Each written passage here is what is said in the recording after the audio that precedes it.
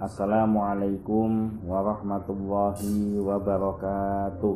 Waalaikumsalam warahmatullahi wabarakatuh. Alhamdulillah wassalatu wassalamu ala Rasulillah Sayyidina Muhammad ibni Abdillah wa ala alihi wa sahbihi wa mawalah, amma ba'du. Alhamdulillah, pada siang hari ini kita kembali melanjutkan kajian rutin Kitab Bulughul Maram, masih di dalam Kitab Thaharah, yaitu kitab tentang bersuci. Bab yang ketujuh, Babu Adabi Qada'il Hajat, bab tentang adab membuang hajat, hadis yang ke-83. Wa an Salman radhiyallahu anhu qala, dan dari Salman radhiyallahu anhu ia berkata, laqad nahana, sungguh benar-benar telah melarang kami Rasulullah sallallahu alaihi wasallam, yaitu Rasulullah sallallahu alaihi wasallam, an nastaqbilal qiblata,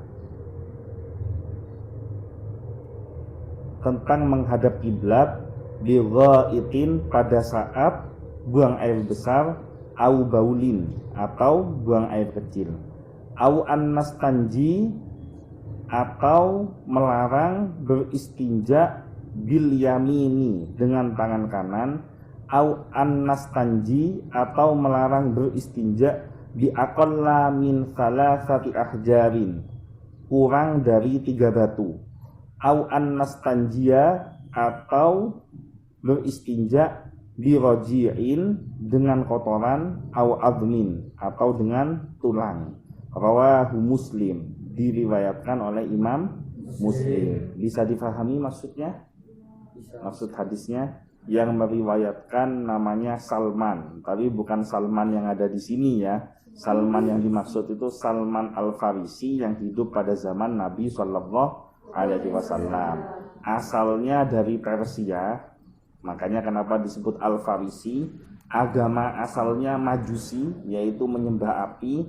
Kemudian beliau mencari tentang kebenaran hakikat Tuhan, sampai akhirnya berkelana dan berjumpa dengan Nabi Sallallahu Alaihi Wasallam, mendapatkan hidayahnya dan beriman kepada Allah dan Rasulnya.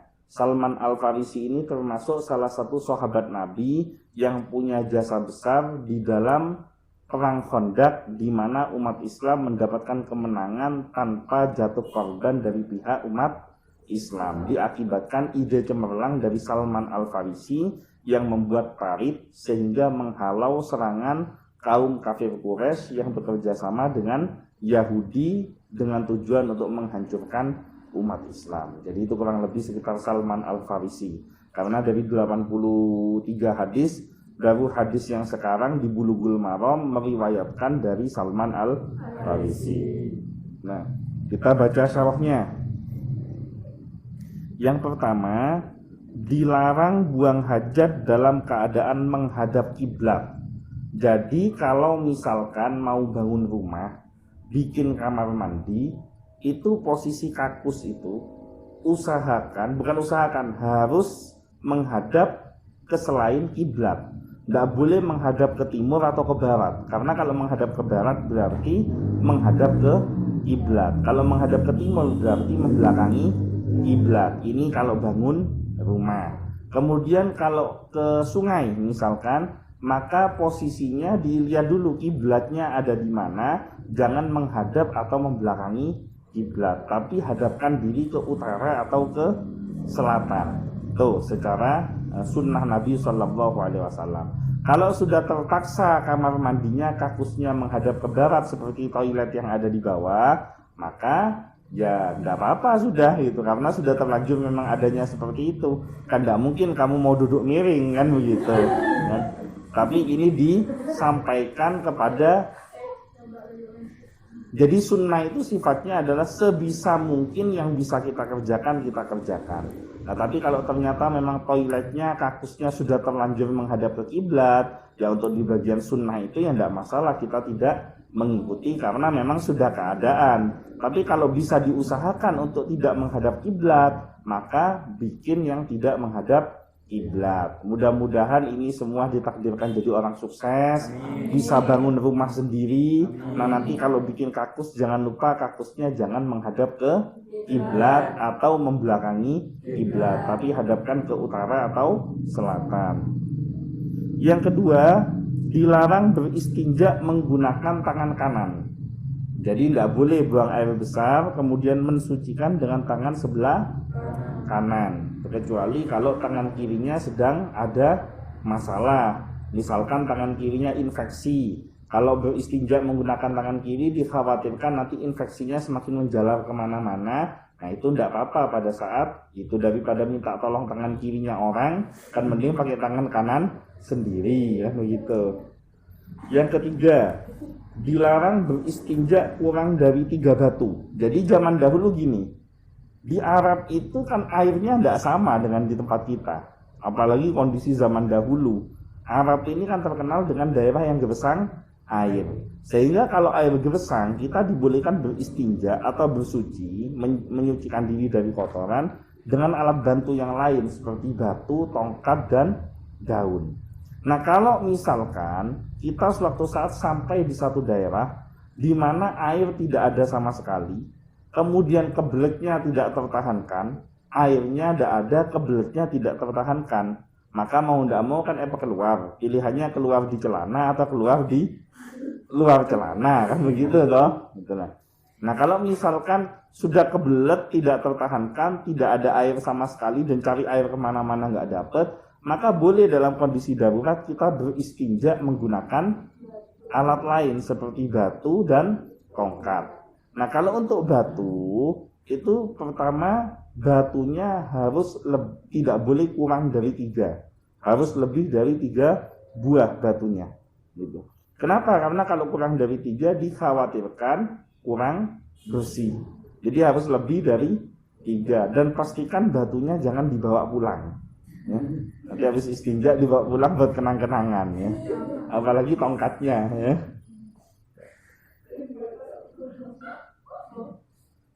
Karena dilarang beristinja kurang dari 3 batu, karena umumnya kurang dari 3 batu tidaklah bersih, kecuali kalau kurang dari 3 batu lantas setelahnya menggunakan air.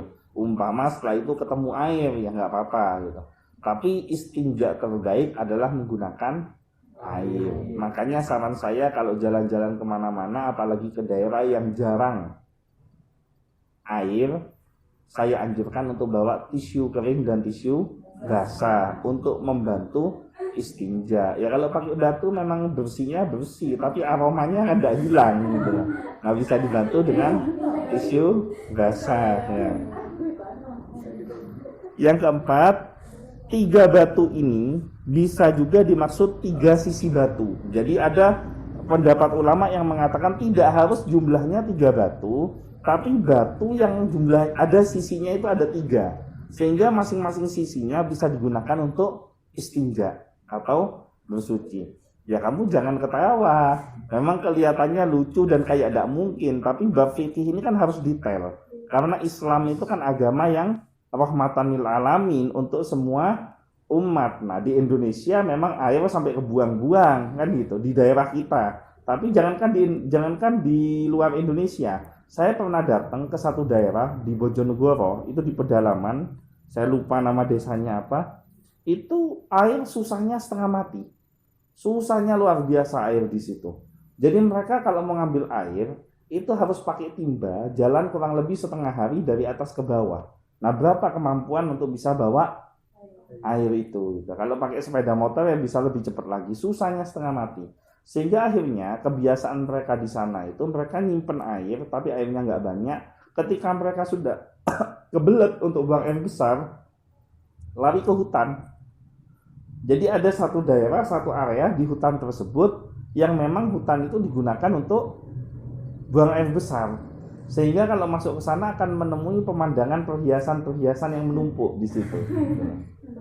Nah, itu solusinya gimana kalau dalam fikih Islam? Kan begitu. Kan harus ada solusi. Gimana cara bersucinya? Bagaimana cara supaya kotoran itu tidak menjadi bakteri? Maka Islam hadir memberikan solusi. Jadi ngaji begini-begini ini mungkin kelihatannya tidak ada manfaat buat kalian yang tinggal di daerah yang airnya banyak.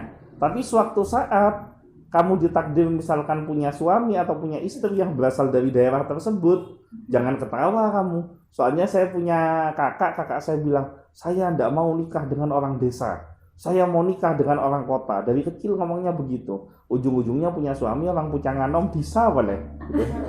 Namanya juga jodoh gitu, tidak bisa gitu. Maka ketika masuk di daerah tersebut, ilmu fikih ini dibutuhkan ketika menghadapi kondisi-kondisi di luar kebiasaan yang terjadi gitu. Nah, maka waktu itu akhirnya saya lihat kenapa, apa masalah utamanya kok sampai nggak bisa bikin WC umum. Ternyata masalah utamanya adalah mayoritas hidup di bawah garis kemiskinan, dan yang kaya-kaya rata-rata pelit. Jadi yang kaya punya toilet tapi mereka pelit, nggak mau ngasih solusi. Akhirnya alhamdulillah waktu itu kita beramai-ramai bersama beberapa orang teman. Pada waktu itu kita nyumbang bahan bangunan dibuatkan dari bambu, kemudian dari batu bata, semen seadanya, kemudian dibuatkan sepitengnya, pembuatan sepitengnya itu. Nah, kemudian kita bikinkan tempat tandon penampungan air yang khusus digunakan untuk buang air besar di masyarakat tersebut.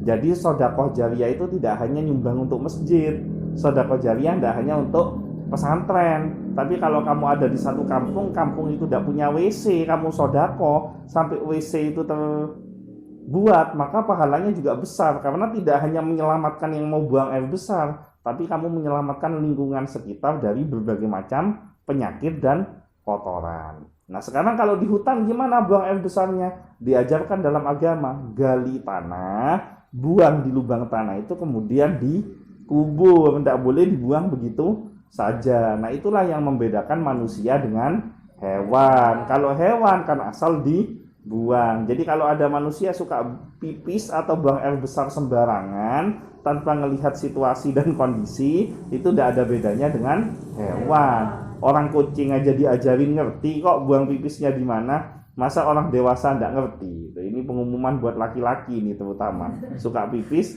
sembarangan ya.